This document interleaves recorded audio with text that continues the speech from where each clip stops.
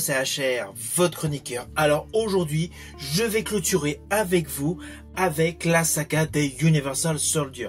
Pourquoi? Tout simplement parce que je vais vous parler du 6e opus, le dernier de la saga, Universal Soldier Day of Reckoning, alias Universal Soldier, le jour du jugement. Avant d'aller plus loin, n'oubliez pas, si vous n'êtes pas abonné, pensez à le faire, pensez à la petite cloche pour notif, et surtout pensez à me mettre en commentaire votre opus préféré de cette saga. N'oubliez pas qu'à la fin de cette vidéo, je vous préciserai mon podium concernant cette saga. Let's go!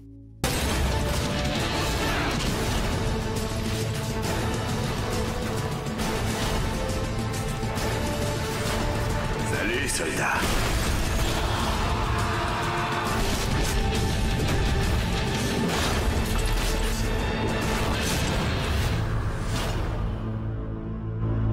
Alors tout d'abord, fiche technique de ce film. Ce film est comme l'opus 5, réalisé par John Hyams. Il fait directement suite à Universal Soldier Regeneration. Il est toujours rattaché au registre de la science-fiction et dure approximativement 120 minutes.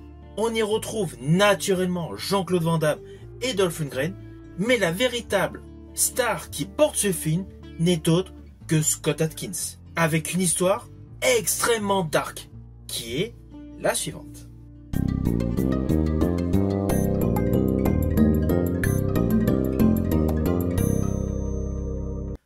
Alors dans ce film, nous découvrons le personnage John, interprété par Scott Adkins. Dès l'ouverture du film, il se déroule un moment familial où sa fille a peur d'individus qui ont pénétré la demeure. Celui-ci au début n'y croit pas, mais il fait le tour de la maison et il découvre un groupe d'hommes armés et masqués dans une de ses pièces. Assez rapidement, sa femme et sa fille sont massacrées par les individus. Plus précisément, un individu qui enlève sa cagoule et on découvre avec stupeur qu'il s'agit du personnage Luc Devro, interprété par Jean-Claude Van Damme. Toujours assez rapidement, le personnage interprété par Scott Adkins semble émerger d'un coma qui a duré plusieurs mois. Dans le même temps, le personnage Manus, interprété par Andrei Arlovski, déjà présent en tant qu'acteur dans Universal Regeneration, a la fonction de plombier, plaque tout sur le coup à la suite d'une émission qu'il a reçue au cœur de son cerveau. Et tel un robot, il sort de la demeure chez qui il faisait tout simplement des travaux de plomberie pour aller en direction de Scott Adkins. Enfin, le personnage interprété par Scott Adkins. Alors on va pas se mentir, le début est assez surprenant. Le côté scénaristique peut laisser perplexe, car nous avons d'un côté le personnage interprété par Scott Adkins qui émerge d'un coma et qui, à sa sortie d'hôpital, a un tueur à ses trousses. Parallèlement, nous découvrons le personnage interprété par Dolph Lundgren dans une boîte de nuit où il y a un carnage. Et dans les images flashback, le vilain tueur n'est autre que le personnage interprété par Jean-Claude Van Damme. Alors ne vous inquiétez pas, je n'irai pas plus loin sur les lignes scénaristiques de ce film, mais voilà, tout le début de ce film paraît confus. Mais en fait, c'est pour installer les personnages principaux de ce film. Alors oui, Scott Adkins a un temps de présence à l'écran beaucoup plus important que tous les autres. Mais chaque personnage de ce film a un réel traitement scénaristique sérieux. L'histoire est en béton. Il est notion naturellement de récupération de corps pour en faire des machines de combat, mais dans ce film, la notion de clonage et de manipulation mentale est totalement en exergue par rapport aux scènes d'action. Alors oui, il y a pléthore de scènes d'action. Scott Adkins démontre des prouesses physiques impressionnantes, ce qui confère à ce film un côté brutal, un côté très kung-fu, très karaté, mais un côté très dark, avec une histoire de manipulation qui est amplifiée dans la majorité des séquences où l'on découvre le personnage Luc Devro, c'est-à-dire Jean-Claude Van Damme. Jean-Claude Van Damme qui dans ce film a une posture qui fait aisément penser à celle de Marlon Brando dans Apocalypse Now. C'est indéniable. Toute l'ambiance avec les ex-Unisol autour de son personnage Luc Devro rappelle aisément les soldats restés fidèles au personnage interprété par Marlon Brando au cœur du Vietnam dans Apocalypse Now.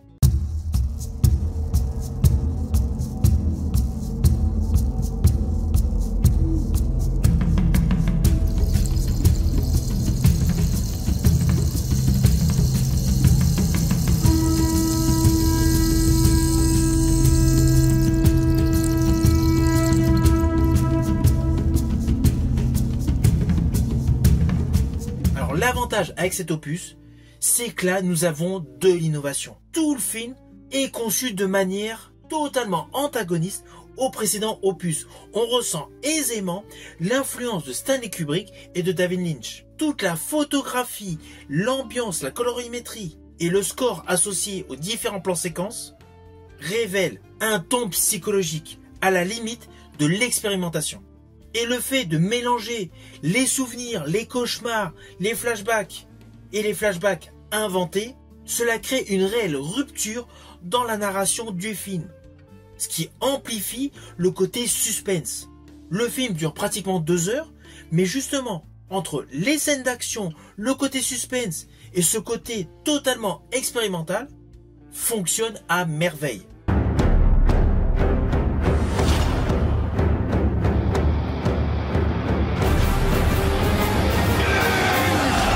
Ce film casse totalement les codes de cette saga Universal Soldier avec des points de rupture anxiogènes.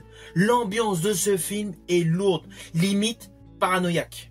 Ce qui va totalement vous déstabiliser lors de votre premier visionnage. Alors perso, je l'ai visionné une deuxième fois, car il y a certains détails que je voulais revoir.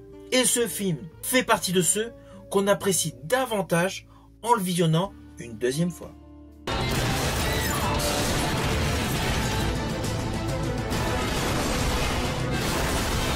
Alors, outre les performances physiques de Scott Adkins, nous retrouvons naturellement un jeu totalement emblématique pour Dolph Lundgren. Dans ce film, il joue un réel combattant totalement désaxé. À cela s'ajoute la performance de Jean-Claude Van Damme, qui est totalement innovante. Le côté psychologique, dramatique est totalement mis en avant, au cœur d'une esthétique totalement maîtrisée. À cela s'ajoute un contexte politique avec la manipulation mentale, le terrorisme d'État et naturellement le libre arbitre. Lorsque vous aurez vu ce film, le constat est clair. Ce n'est pas un simple film d'action.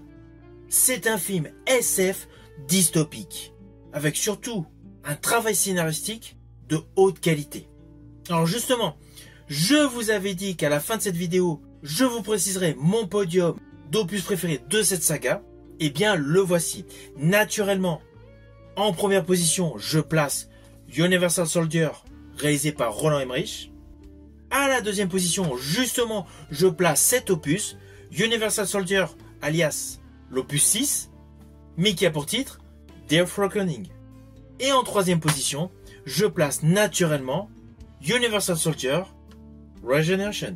Alors oui, sur mon podium, les 3 opus de la saga que je préfère, Universal Soldier, sont portés par Jean-Claude Van Damme.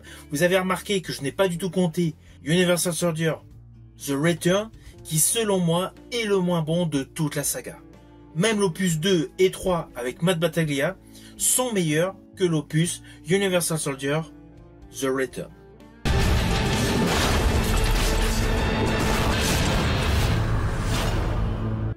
Alors au final, naturellement, c'est un film que je vous invite à découvrir. Principalement pour 5 raisons. La première, c'est que c'est un film pour les fans de Van Damme. La seconde, c'est un film qui clôture une saga sur plusieurs décennies de SF qui a marqué l'histoire du cinéma. En troisième position, tout simplement le fait de découvrir un Scott Adkins dans un rôle totalement inattendu. Alors oui, il a fait beaucoup de films aux côtés de Jean-Claude Van Damme, mais sa prestation dans celui-ci est vraiment un level au-dessus. La quatrième raison de regarder ce film est tout simplement la mise en scène. On a l'habitude, au fil des sagas comportant de nombreux opus, que la qualité diminue. Et bien là, c'est l'inverse. Le dernier opus de cette saga est pratiquement aussi bon que le premier.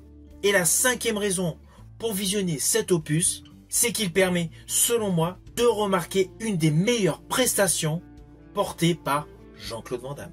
C'est un film que vous pouvez avoir par le biais de support physique, via DVD et Blu-ray. Il est disponible en VOD, sur YouTube ou sur plusieurs plateformes de streaming. Si vous avez aimé ma vidéo, n'oubliez pas, petit pouce vers le haut, pensez au partage. Quant à moi, je vous dis à bientôt pour une prochaine vidéo.